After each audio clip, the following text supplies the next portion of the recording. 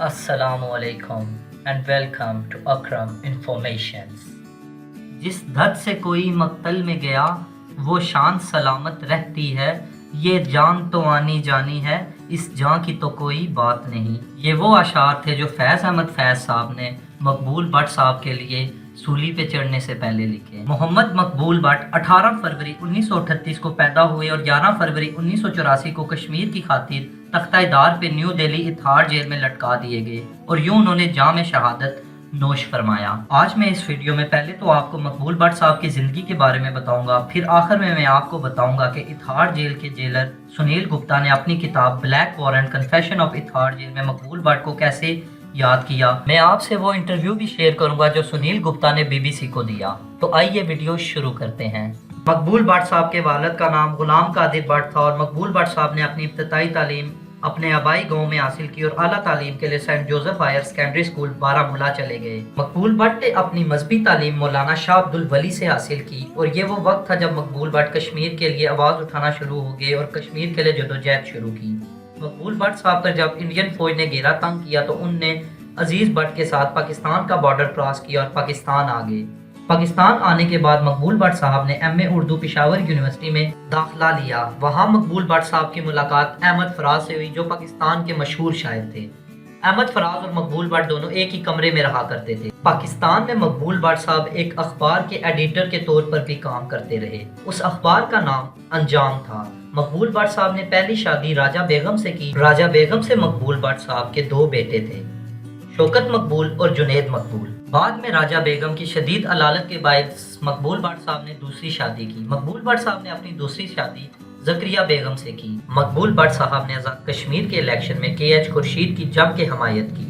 مقبول but نے 12 جولائی 1965 کو میرپور میں نیشنل لبریشن فرنٹ کی بنیاد رکھی۔ اب لبریشن فرنٹ کے خفیہ گروپ جس میں مقبول بٹ صاحب، طاہر اورنگزیب، امیر احمد اور کالا خان شامل تھے، انہوں نے خفیہ طور پہ کشمیر واپس جانا تھا اور وہاں جا کے لوگوں کی بھرتیاں کرنی تھی، مگر بارہمولہ کے ایک مخبر نے مخبری کی اور شدید فائرنگ کے تبادلے میں اورنگزیب شہید ہو گئے اور اس شدید فائرنگ کے نتیجے میں بھارتی CID کا ایک افسر امر چاند بھی قتل ہو گیا۔ مقبول بٹ صاحب، امیر احمد اور کالا خان کو CID افسر کے قتل کے جرم میں اور سیز فائر لائن کو غیر قانونی طور پہ عبور کرنے کے جرم میں گرفتار کر لیا گیا۔ جج نیل کنگ گنجو نے سری نگر کورٹ میں مقبول بٹ اور امیر احمد کو سزائے موت اور کالا خان کو عمر قید کی سزا سنائی۔ اپنی پھانسی کی سزا پہ مقبول بٹ صاحب نے مجسٹریٹ کی بڑی عدالت میں اپنے تاریخی الفاظ دہرائے اور بولا کہ آج تک جج صاحب وہ رسی نہیں بن سکی جو مقبول بٹ کو پھانسی کی سزا دے سکے۔ مقبول بٹ صاحب نے اپنے ساتھی امیر احمد اور غلام یاسین کے ساتھ مل کے 38 فٹ گہری سرنگ کھودی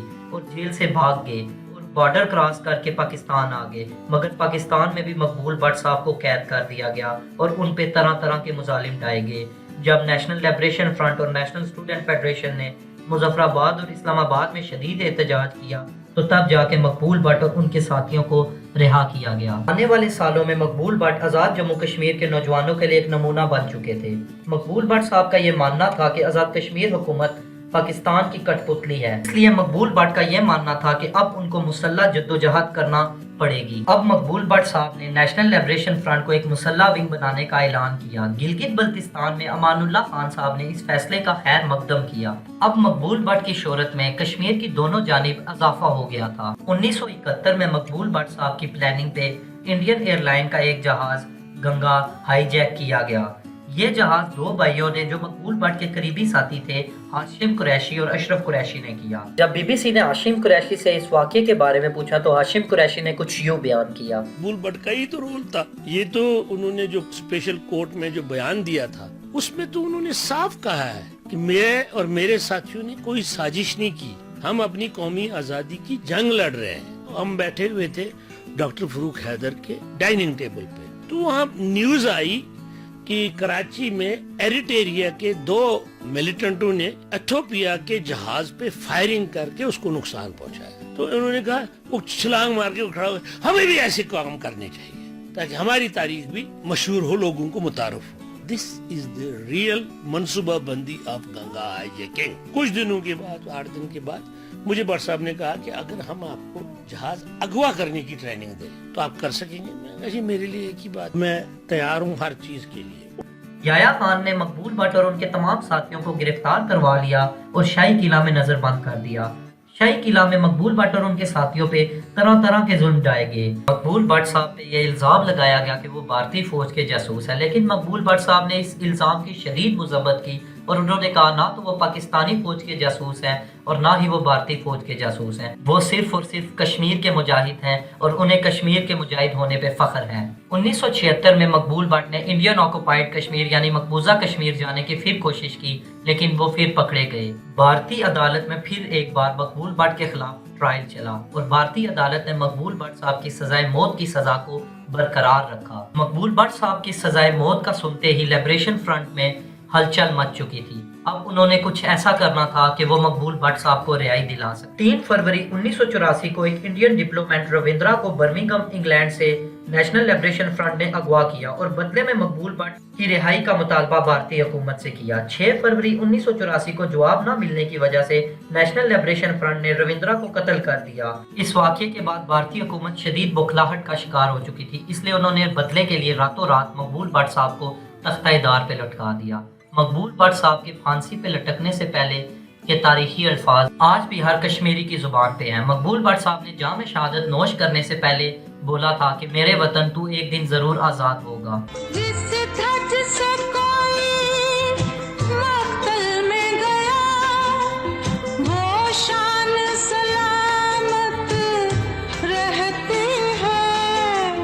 ये जान तो आनी जानी है, ये जान तो आनी जानी है, इस जान की तो कोई बात।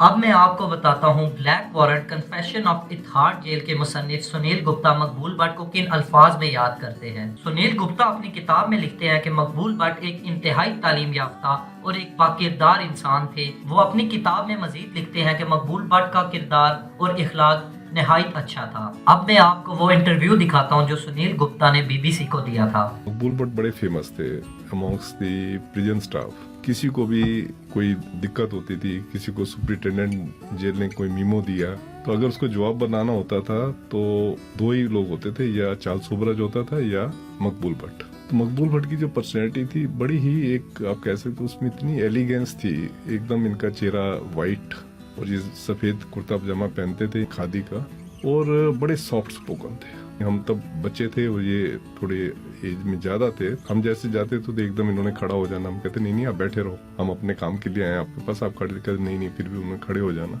मुझे इवन दो सारी मेरी एजुकेशन इंग्लिश में हुई पर फिर भी ना इंग्लिश बोलने में हेजिटेशन सी होती थी, तो इसने मुझे बताया कि कैसे इसको ओवरकम करना है। जैसे उसने मुझे बताया, मुझे अभी भी याद है, इंग्लिश जो है हिंदी से ज्यादा आसान भाषा है। बाद में इस बात पे भी बहुत बहस चली कि कैसे मकबूल भट्ट साहब को रातों रात फांसी की सजा हुई और कैसे रातों रात उन्हें तख्ता-ए-दार पे लटका दिया गया, क्यों उनकी घर वालों से आखिरी मुलाकात नहीं कराई गई। मकबूल भट्ट साहब के वकील आरिफ तुफैल ने एक बयान में बताया, कोर्ट के अंदर जो सजाई मौत का फैसला होता है उस सजाई मौत के खिलाफ स्टेट ही अपील करती है हाई कोर्ट को कि आप इसको कंफर्म करें या इसको खत्म कर दें। उसमें हमने ये प्रोटेस्ट कर दिया था कि गवर्नमेंट ने जब उनको फांसी अनाउंस कर दी, हाई कोर्ट का कंफर्मेशन का कोई ऑर्डर नहीं था रिकॉर्ड में। I take full responsibility onto my shoulders by saying as a lawyer कि उनको सजाई मौत की कंफर्मेशन हाई कोर्ट से नहीं थी। जब हम सुप्रीम कोर्ट चले गए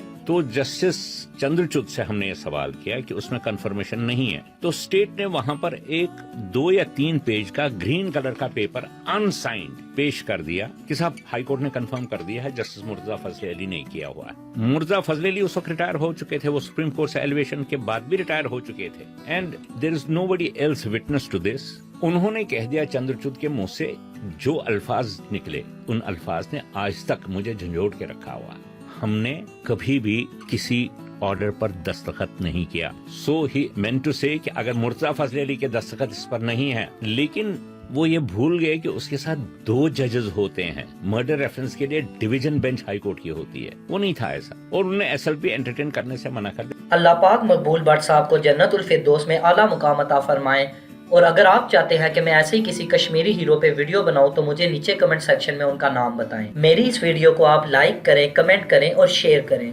اگر آپ مزید اس قسم کی انفارمیٹیو ویڈیوز اور ہسٹوریکل ویڈیوز دیکھنا چاہتے ہیں تو میرے چینل کو سبسکرائب کریں اور بیل آئیکن کو پریس کریں۔ شکریہ۔